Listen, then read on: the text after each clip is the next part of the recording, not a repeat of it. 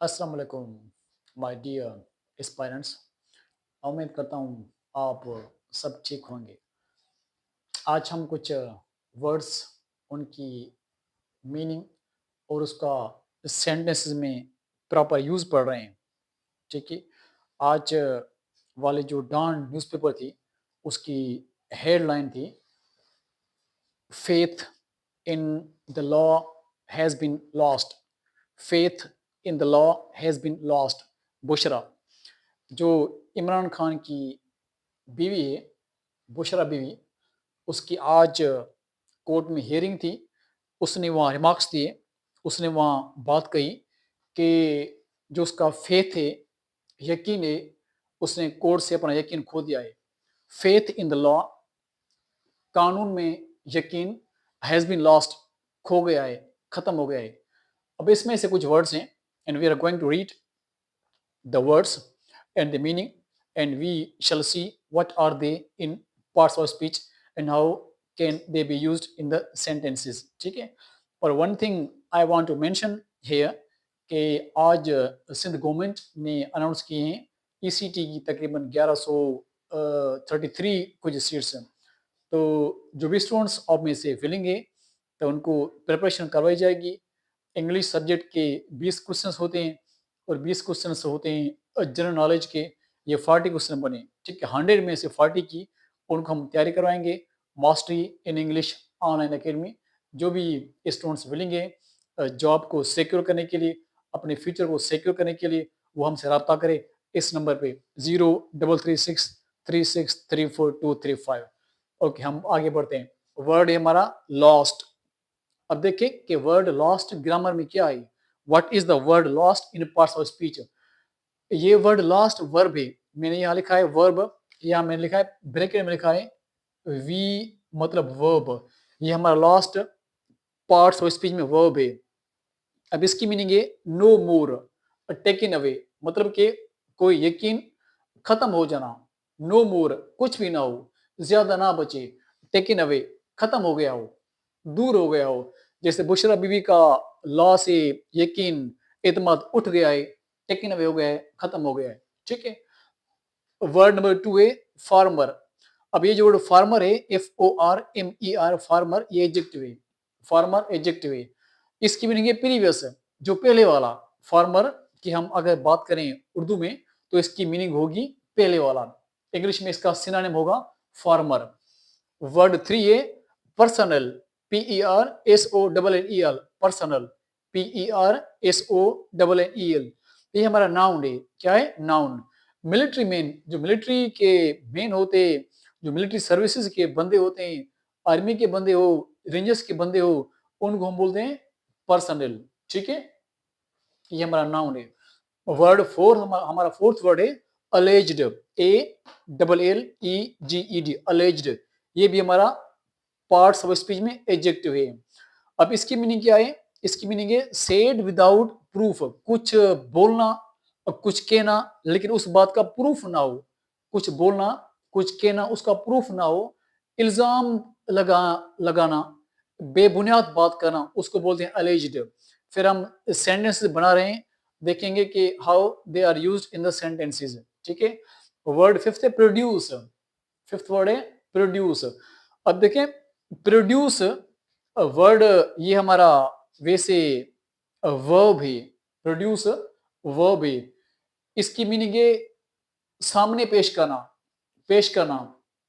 वैसे प्रोड्यूस की मीनिंग और भी है, लेकिन यहाँ जो कॉन्टेक्स्ट में, इस हेडलाइन के कॉन्टेक्स्ट में यूज हुआ है, वो है टू ब्रिंग बिफोर, किसी के सामने पेश करना। जैसे होता है ना कोर्ट में जब थीव्स होते हैं या जब पुलिस किसी लोग को अरेस्ट करके अपने थानों में रख देती, तो जुडिशियल मजिस्ट्रेट या सिविल जज ऑर्डर करता है कि भाई you have to produce the man before the court of law, कि आप जो बंदे आपने अरेस्ट किए हैं उनको कोर्ट ऑफ लॉ में प्रोड्यूस करें विद इन 24 आवर्स। तो प्रोड्यूस मतलब पेश करना, लाना। ये वर्ब है। सिक्स्थ वर्ड है सस्पेक्ट्स। सस्पेक्ट्स हमारा नाउन है और इसकी मीनिंग है हु हैव नो आइडिया, किसी को कोई आइडिया ना हो, जो शक के बुनियाद पे कोई बात कही जाए जिसमें शक हो। सस्पेक्ट, सस्पेक्ट हमारा वर्ब है और ये यहाँ सस्पेक्ट्स नाउन है। जो बंदे जो बात कहें लेकिन किसी प्रूफ में ना कहें, उसी को कुछ आइडिया हो, कुछ पता हो लेकिन कंफर्म ना हो, उसे बोलते हैं सस्पेक्ट्स। यहाँ सेवेंथ वर्ड है नॉमिनेटेड, NOMINATED। नॉमिनेटेड ये हमारा वर्ब है। अब इसकी मीनिंग है प्रोपोज्ड। ठीक है, जैसे हम कुछ बंदों के नॉमिनेशन करते हैं, भाई मैंने 5 नॉमिनेशन दिए आपको, नॉमिनेट किए बंदे इलेक्शन के लिए, ये हमारा वर्ब है। अब ये जो 7 वर्ड्स हमने पढ़े हैं, इसके सामने मीनिंग लिखिए और हमने ये देखा है कि पार्ट्स ऑफ स्पीच में ये वर्ड्स क्या हैं। इसके अलावा मैं आपको ये बताऊं कि जो आपकी टेस्ट हो रही है ईसीटी की टीचिंग के हिसाब से, it's only for the girls, ये फकत फीमेल स्टूडेंट्स के लिए।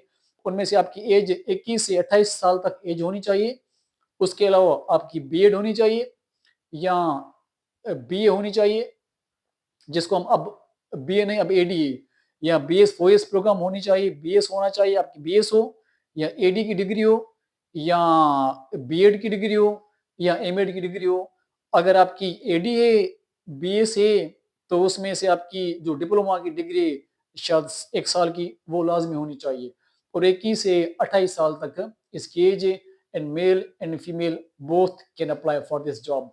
ओके, उम्मीद है कि आप कोशिश करेंगे, वर्क हार्ड करेंगे। It's not a tough job to crack the job, to crack your exam. If you work hard, certainly you would secure your future, you would secure your life. अब यहाँ हमने वर्ड बनाया lost. अब देखिए ये हमारा word है lost. अब हमने इस पे सेंटेंस बनाया है, she has lost her faith in judiciary. अब देखिए ये हमारा शी सब्जेक्ट है, ये शी क्या है, ये हमारा सब्जेक्ट है। शी हैज हमारा हेल्पिंग वर्ब है, लॉस्ट मेन वर्ब है, ये प्रेजेंट परफेक्ट टेंस है। She has lost her faith object है। ठीक है, इन जुडिशरी ये हमारा प्रीपोजिशनल फ्रेज है, इन प्रीपोजिशन है, जुडिशरी ये हमारा नाउन है, प्रीपोजिशनल फ्रेज है। She has lost her faith in judiciary, इसकी मीनिंग है कि उसने अपना एतमाद खो दिया है, खत्म कर दिया है जुडिशरी से। दूसरा वर्ड है फॉर्मर, मीन्स प्रीवियस, जो पहले वाला। अब सेंटेंस है Imran Khan is the former prime minister of Pakistan. अब ये हमने वर्ड फार्मर इस्तेमाल किया है सेंटेंस में, और ये हमारा एडजेक्टिव है। क्यों एडजेक्टिव है?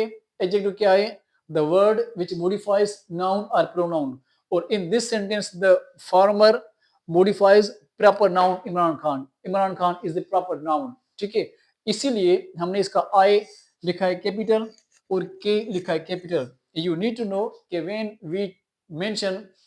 We talk about the proper nouns, हम जब भी जहां भी बात करें प्रॉपर नाउन्स की, तो प्रॉपर नाउन में आपका जो है फर्स्ट लेटर वो हमेशा लिखेंगे कैपिटल में। ठीक है, ऐसे भी क्वेश्चन आते हैं कभी एग्जाम में पंक्चुएशन में, so you have to go through them as well.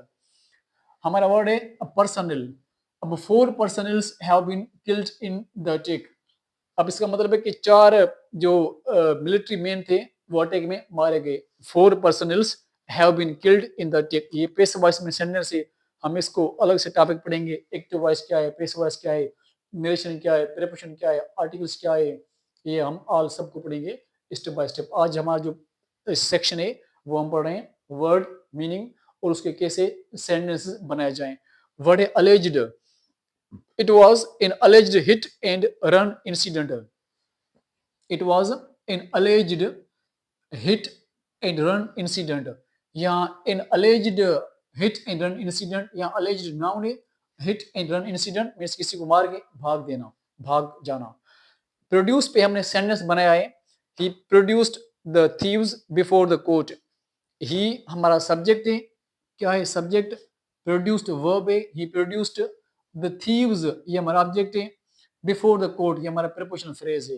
हमने कल पढ़ी थी स्ट्रक्चर ऑफ सेंटेंस, उसमें सब्जेक्ट था, वर्ब था, प्रीपोजिशनल फ्रेज था। सो ये वही स्ट्रक्चर है, ये सब्जेक्ट है, ये प्रोड्यूस वर्ब है, ये हमारा ऑब्जेक्ट है, ये प्रीपोजिशनल फ्रेज है। नेक्स्ट हमने सेंटेंस बनाया है सस्पेक्ट्स पे। The police produced the suspects on Monday. The police produced the 4 suspects on Monday. Suspects मतलब कि वो लोग जिसको कुछ नॉलेज हो किसी काम के बारे में, जो इलीगल एक्ट हो, इलीगल काम हो, उसके बारे में उनको कुछ नॉलेज हो लेकिन प्रूफ ना हो, उसे बोलते हैं सस्पेक्ट्स, ये नाउन है। नेक्स्ट वर्ड है नॉमिनेटेड, किसी का नाम लेना। एग्जाम्पल मैंने यहाँ लिखा है, सेंटेंस लिखा है, I have nominated them for the upcoming election. यहाँ देखें, आई सब्जेक्ट है, ये हैव हेल्पिंग वर्ब है, ये नॉमिनेटेड V3 यानी वर्ब का थर्ड फॉर्म है। आई हैव नॉमिनेटेड देम, ये हमारा ऑब्जेक्ट है, ठीक है। For the upcoming election, upcoming means आने वाली।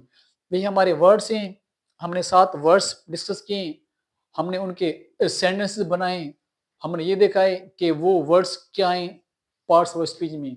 अब ये चीज़ें नोट करें, उसके बाद ये आप नोट करें और ये देखें कि what is the meaning and what are the parts of speech. Thank you so much, bye bye.